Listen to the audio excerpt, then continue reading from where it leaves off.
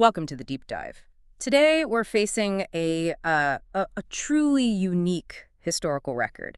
We're working through a primary source document that gives us two incredibly detailed, almost overwhelmingly granular snapshots of life. And it's all centered around a very specific chronological marker, Right. the year of the trial-sized dove bar. Right. And our mission here, it has to be objective. We're documentarians, so our job is to extract the hard facts, who are the key people, what is the chronology, and what's the social context of this whole era. And it's not high-level history. This is street level, raw. Absolutely, it's immediate. And what a level it is. I mean, the document just plunges us right into this world where everything is highly localized, intensely emotional. We've got these parallel historical streams happening at once. That's a great way to put it. On the one hand, you have the acute crisis in the Brighton projects.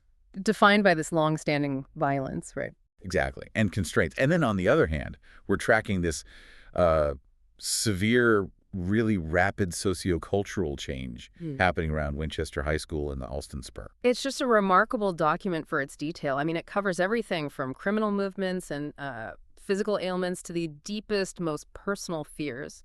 It really forces us, and you as the listener, to adopt a certain mindset. You just have to accept the documented reality as fact. You have to accept the setting, the social rules. All of it. The severe domestic abuse, the parole constraints, the radical social stratification. These are the established facts of this time period. And that detail, that granularity, gives us this essential insight into these really intense relationships that dictated the course of these lives. Okay, so let's unpack this. I think our first focus has to be on the physical and social geography of the time. If the year of the trial-sized dove bar is our timeline, what are the constants? What are the immovable laws of nature, so to speak, in these two different spheres? I think we have to begin with the most volatile environment, which is the Brighton projects. The record establishes immediately that this place is it's saturated with historical, unresolved violence. We know for a fact that 4 years prior, a man named Roy Toney killed Columbus Epps right there. Right there. The document calls it 4 years gone, which gives us a specific chronological anchor to a foundational fatal act. And that history isn't just backstory. It feels active. It is. It permeates the current social environment. It creates this perpetual state of fear, and it particularly influences the mother of the narrator, a woman named Clennette. The potential for lethal violence is tragically, it's an environmental constant. It shapes every single domestic decision. That deep documented history of violence, it just gives everything happening now such a high-stakes foundation. Now, let's contrast that with the second location, Winchester High School and the Alston Spur. This environment, it records a different kind of trajectory. A different trajectory of societal change, exactly. It's almost like a documented social entropy. Ooh, I like that. Social entropy. The high school is documented as a sort of a rapid change ecosystem. It's where personality metamorphosis, as the record calls it, is severe and fast. And it meticulously details the transition of figures like Mildred Bonk. Right. Between 8th and 10th grade, we see this dramatic, almost visible process of social stratification and self-remodeling. And the Alston Spur, that's the documented endpoint for some of them. A later marginalized domestic life. A shiny house trailer, as the Yeah. document notes. So here, the volatility isn't necessarily physical violence, it's internal, it's social. It's focused on adopting attitude and rejecting norms. Okay, before we dive into the crisis in Brighton, we absolutely have to lock down the unique legal and physical constraints documented in that setting. Because the danger posed by Roy Toney isn't just an idea, it's geographically contained. That's a critical insight. It's so important. The document establishes that Roy Toney is on parole. Right. And this is not just a biographical detail. It is an active constraint. The record explicitly mentions his ankle monitor. The one that transmits radio signals. Exactly. This physical restraint legally confines him strictly to the projects. And that is a crucial historical fact. I mean, this documented instance shows how the carceral state, by physically containing a known violent threat to a single closed environment, Actively creates a domestic pressure cooker. A pressure cooker is the perfect term for it. His inability to escape or move freely heavily influences his domestic behavior and, critically, his perceived omnipotence within that home. And the document spares no detail on what that pressure cooker environment actually entails. We have documented facts of severe child abuse. Yes, Wardine was beaten with a hanger by her mother. But then also the documented facts of sexual exploitation by Roy Toney. Yes, the record is very specific. It details his predatory actions, his persistence, his demands, his documented habit of quietly standing high in the dark and breathing over the children's mattresses. Where Wardine, William, Chantel, and the baby slept. That's right. And the record also notes his use of small bribes, right? Candy and $5 bills. This is the documented currency in this predatory exchange. These facts establish the constant, terrifying nature of the environment Wardine was forced to navigate. And the physical consequences are just horrific and long-lasting. The document establishes physical anomalies that result directly from this violence. We are not talking about bruises that just fade away. No. The record is explicit. Wardine suffers from severe back injuries. Right. When she reports it, she states she hasn't got no feeling in her skin of her back ever since spring. Wow. This numbness, which she confirms by lying on her stomach, is a documented physical consequence. It indicates nerve damage or, deep, localized trauma. This single detail elevates the severity of the violence from something momentary to a chronic, debilitating injury. It's a permanent historical marker on her body. Okay, let's transition now into the specific chronology of the Brighton Project's crisis. The inciting sequence of events that began during the year of the trial-sized Dove Bar. The document clearly identifies the immediate trigger. Which is Wardine's flight. Her flight. Wardine's decision to flee her home, which was driven by the escalation of the hanger beatings from her mother and the predatory pressure from Roy Toney. That is the pivotal event. She seeks refuge at Reginald's crib. And that single action, the flight of a victim, is the core inciting incident. It just shatters the established domestic equilibrium. And the state of her injuries when she arrives at Reginald's is documented in, just shocking detail. It really is. Reginald finds her hiding and crying in the closet. The extent of the cuts, the large visible pink stripes, they're described by the observer as having skin like folks' lips. That's such a visceral description. The severity of this visual evidence is so intense that Clennette, the narrator, she records feeling sick down in my insides. So this isn't just a description of pain. It's a documented, almost surgical record of physical trauma. And what follows that, it's a moment of documented, profound domesticity set against this backdrop of acute trauma. Reginald's immediate response is, it's an act of care. Yes, his actions are so meticulous. He removes her shirt so careful, and then he applies the substance. Shed spread grease. Spread grease, taken directly from the kitchen. He runs his finger with grease so careful down pink lines. This is not an abstract gesture. This action, the gentle application of a common domestic item as medicine to deep, painful wounds. It's a critical documented fact. It is. It demonstrates the emergence of a protective, non-predatory male impulse in an environment where, frankly, that kind of impulse is profoundly rare. It is an intimate act of defiance, using the tools of domesticity to heal the wounds inflicted by domestic violence. And that action, it immediately solidifies the relationship dynamic. It sets Reginald's protective instincts on full display. Precisely. Reginald declares his documented love for Wardine right at that moment. The account explicitly notes that this revelation of her abuse provides him with the critical, agonizing understanding of why Wardine previously won't lie down with him like girls do their man. So his frustration just evaporates. Instantly. It transforms a fierce protective action. This is the documented essential turning point in his character and his behavior. Now, we have to address the mother's attempt to justify her actions. This is documented through Clennette's narrative. The rationalization for using hangers to beat Wardine to the point of nerve damage is it's a critical piece of this historical record on power and shame. Oh, it is deeply revealing. Wardine's mother rationalized the severe beatings by claiming Wardine was actively tempting Roy Toney into sin. Wait, so she's trying to take him into evil and sin with her young, tight self. That's the claim. That is the documented claim. She's effectively using a twisted moral purity argument to justify severe child abuse. That's precisely what the record shows. It's a mechanism of extreme deflection. Yeah. By externalizing the blame onto the victim, onto Wardine's young, tight self, the mother absolves herself of responsibility. She justifies the violence as a form of, moral policing. Yes, moral policing necessary to protect the domestic unit from temptation, which of course just sustains the abuse cycle. This leads directly to the core historical dilemma, the terrifying pressure cooker that Wardine is trapped in.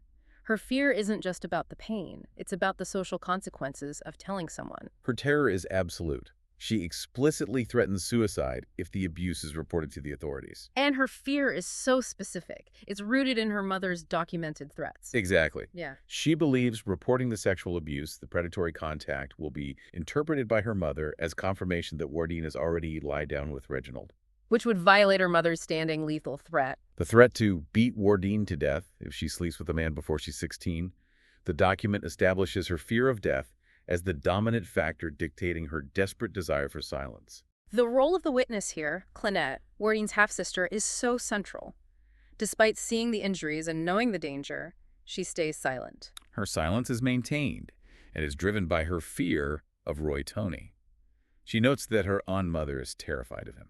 But Clynette has this terrifying, unique piece of historical insight that completely justifies that fear. She reveals the long-standing, murderous history between Roy Toney and her own mother. This fact is paramount. Clynette reveals that her mother was the Lady Roy Toney killed Columbus Epps over, 4 years gone, in the Brighton Projects for love. Wow. This is a singular documented historical fact that establishes two things. One, Roy Toney's profound documented capacity for fatal violence motivated by intense possessive emotion. And two, the reason why Clynette's mother, the person who should be protecting Wardine, is paralyzed by terror. She's historically bound to and terrified of the very man she brought into their home. And the gravity of Clynette's position is heightened even further by a critical personal detail she discloses. I am gone, have a child. Her impending motherhood. It adds significant gravity to her perspective as the primary witness. She fears the outcome. She sees Reginald confronting Roy Toney. Roy Toney killing Reginald. And Wardine's mother following through on her threat against Wardine. Clynette projects herself as the sole remaining witness to this predicted double murder.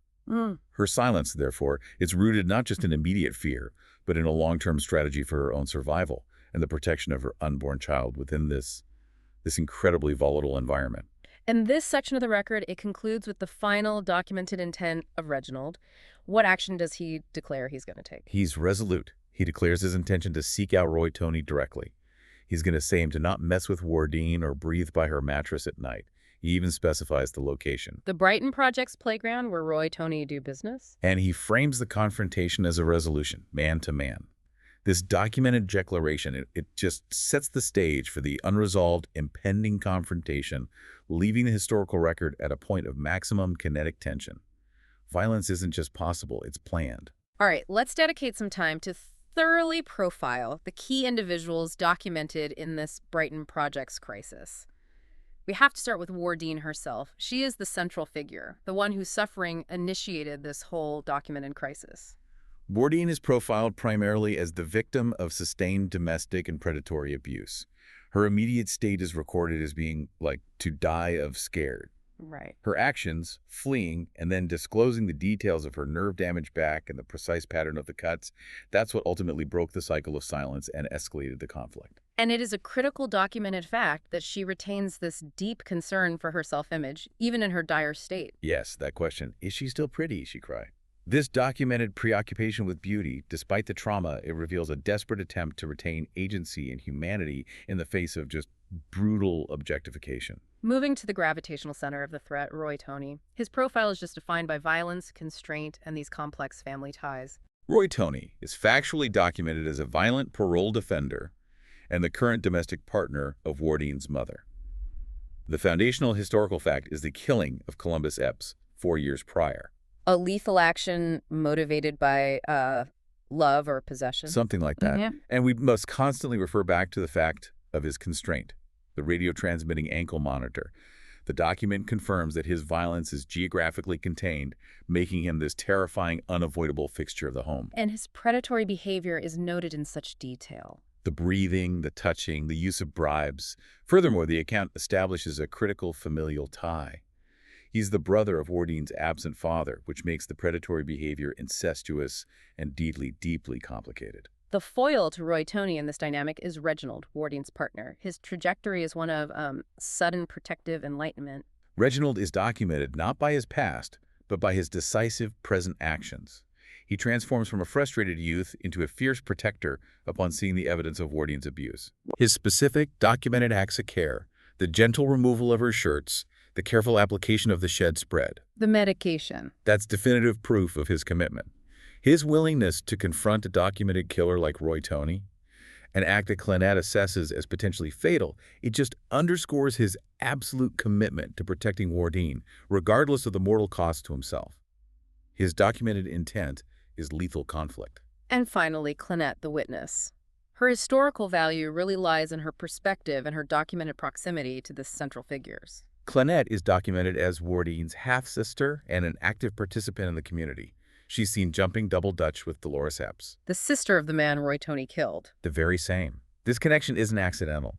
It shows how deeply intertwined the lives and the projects are, victims and the families of victims interacting daily. Her position as the daughter of the woman Roy Toney killed over gives her this horrifying, intimate, and documented understanding of his capacity for lethal violence.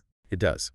And her pregnancy, I'm gone to have a child, adds this urgency to her fear of being left as the sole observer of the consequences.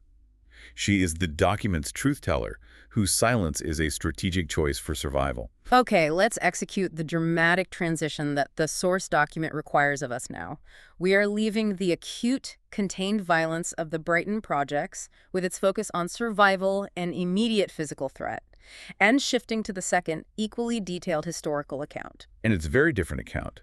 The rapid social change and documented decline centered on Mildred Bonk in the Winchester High School area. It is a sharp contrast. We move from an existential threat to a sociocultural one, a different but equally powerful force of duress. The Mildred Bonk narrative is a profound record of rapid social change, and it's all documented via specific details about identity and consumption. So we have to first establish her baseline, her historical status in the 8th American educational grade. The record paints a very specific picture of the early Mildred Bonk. She's described in incredibly detailed terms. Fatally pretty and nubile, an iridescent, shy figure with distinct flaxen hair. And the detail, we have to treat it as fact. Crucially, her physical development is documented as early and complete. The angel of puberty had visited, kissed, and already left, back in 6th.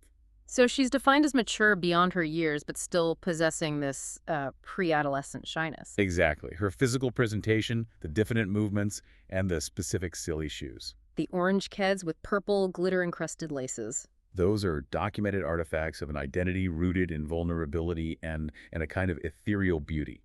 This is the precise identity she will violently repudiate. This early period also documents the intense reaction she provoked in others, particularly a Bruce Greene. Right. Bruce Greene is recorded as falling dreadfully in love with this ethereal figure. The document provides context on his lagging development, noting that the angel of puberty didn't even seem to know Bruce Greene's zip code. A little bit of humor in the document. A little bit. His reaction to Mildred was intense, driving him up a private tree, which establishes a historical starting point of intense, obsessive, yet unrequited devotion from a figure still struggling to achieve social status. And here's where the historical record documents the queer when did that happen metamorphosis. By 10th grade, we see a complete break with her previous identity. A complete break. Mildred Bonk is documented as transforming into an imposing member of the frightening Winchester High School set.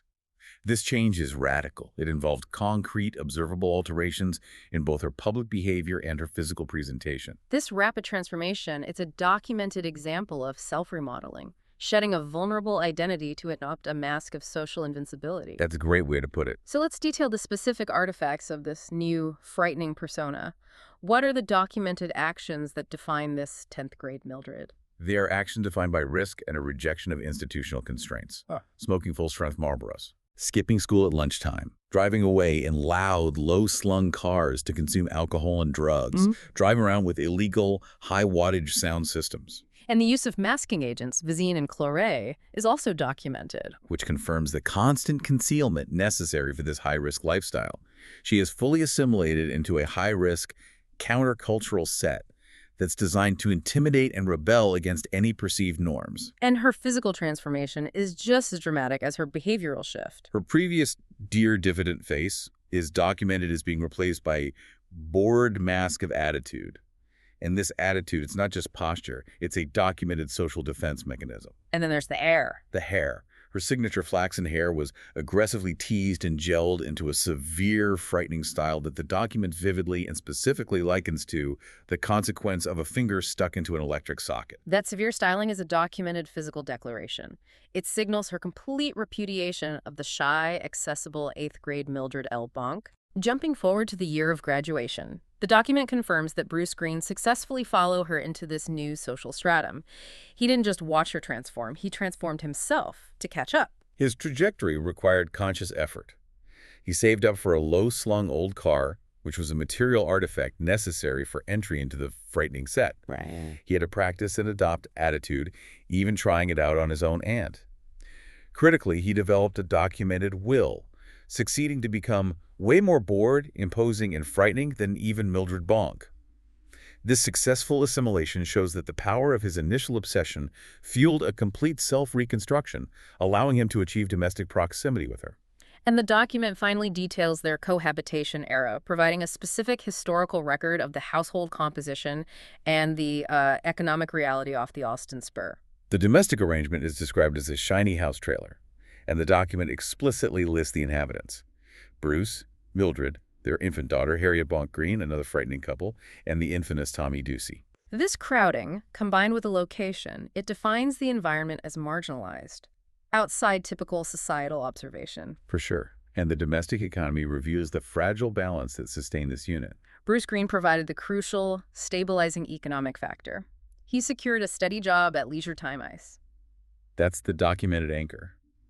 In contrast, Mildred Bonk's documented contribution to the domestic economy was internal, spending afternoons getting high and watching cereal cartridges. The record summarizes this period by noting that life was more or less one big party. Right, and this documented party lifestyle is a specific form of sustained social detachment. It's predicated entirely on Bruce Green's stabilizing labor, and it masks the underlying precarity of the house trailer existence. Now that we've established the chronology, let's profile the key individuals documented in the Winchester High School and Austin Spur records, starting with Mildred L. Bonk. Mildred's profile is defined entirely by transformation. She's documented as having undergone a complete social and physical revolution, moving from a vulnerable, ethereal 8th grader to a frightening, bored, and imposing 10th grader. And her resulting domestic life is documented as being centered on social detachment, intoxication, and the passive consumption of entertainment. The cereal cartridges, yeah. Yeah. Her identity is a product of social pressure, and she's historically confirmed as the mother of Harriet Bonk Green. And Bruce Green's profile is one of successful assimilation through sheer will. Bruce Green progressed from an overlooked, developmentally lagging adolescent to a hardened figure who successfully integrated into Mildred's dangerous social set. His historical significance really lies in his documented actions. It does. The economic discipline required to save for the low-slung car and the successful adoption of an intimidating demeanor. His documented stabilizing employment at Leisure Time Ice is crucial. He is the economic pillar of the entire house trailer operation, sacrificing personal development for economic and domestic stability. We have to dedicate significant time to the fascinating and, frankly, disturbing details documented about the housemate Tommy Ducey. Tommy Ducey is a critical fixture in this social scene. Yeah. He's documented as a hair-lift pot and sundries dealer, and the document provides a startling specific physical detail that affects his interaction with the environment, His upper lip completely covered his nostrils. leading to a profound, altered sensory experience.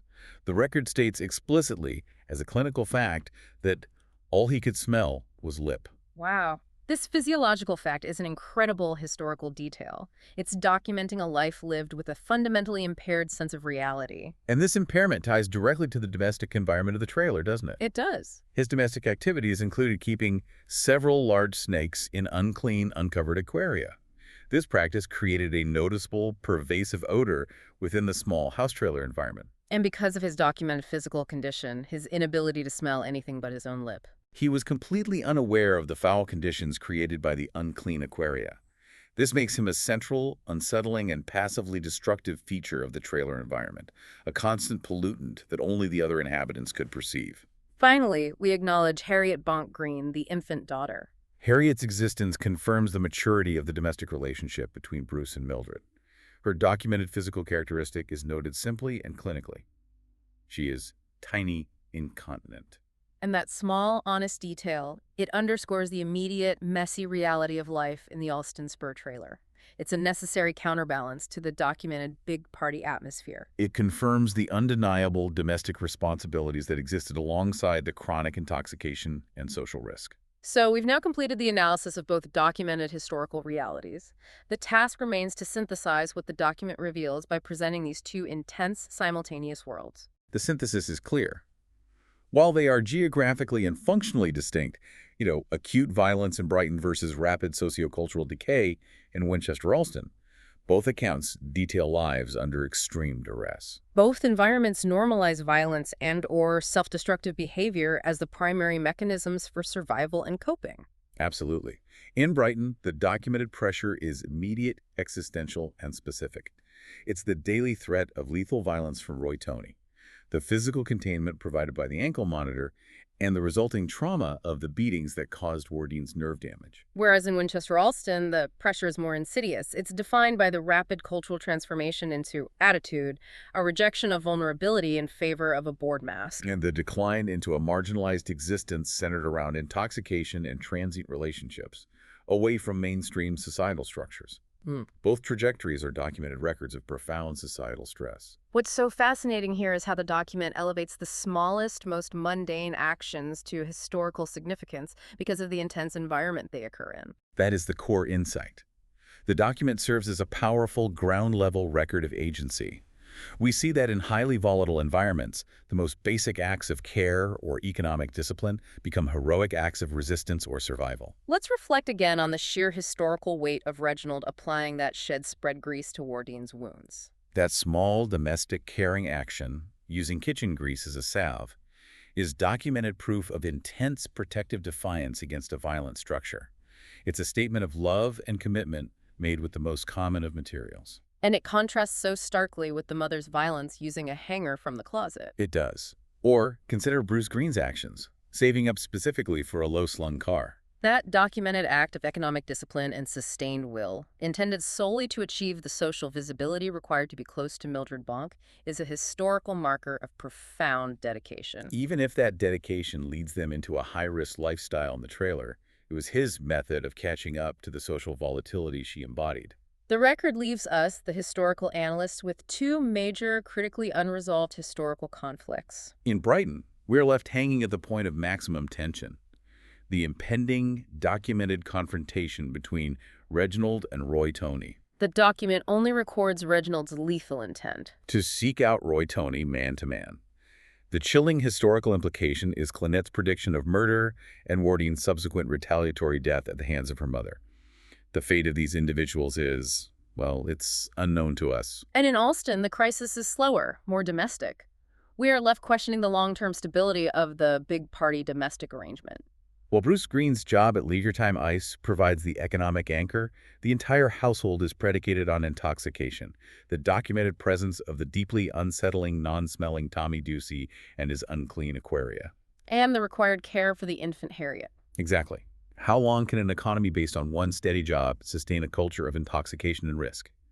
The fragility of that party is the unresolved historical question here. So we circle back to the central theme. What does this document reveal about agency and survival? It reveals that the fight for self-definition is constant. Even Wardine asking, "Is she still pretty?" she cry, despite her nerve damage and her fear of death, demonstrates a profound human need to retain self-definition in the face of brutal attempts to objectify and destroy her spirit. This small question is a documented act of psychological resistance. The final provocative thought this comprehensive record raises for you to consider is this. If all the small documented acts of kindness, like Reginald's careful tending of Wardine's injuries, or acts of forced self-definition, like Mildred's adoption of the frightening attitude, are direct, measurable responses to threats of mortality or social invisibility, what does that tell us about the foundational health of the society operating during the year of the trial-sized Dove Bar? These documented small actions are, in fact, the greatest historical records of survival against overwhelming duress. A truly essential, if difficult, historical document to analyze. It provides a ground-level view of human struggle in two distinct, high-pressure environments. Thank you for guiding us through this incredibly detailed and intense historical briefing. Always a pleasure. And thank you for joining us for the deep dive. We hope this analysis leaves you with much to consider about the significance of small details in volatile historical moments. We'll be back soon with another stack of facts.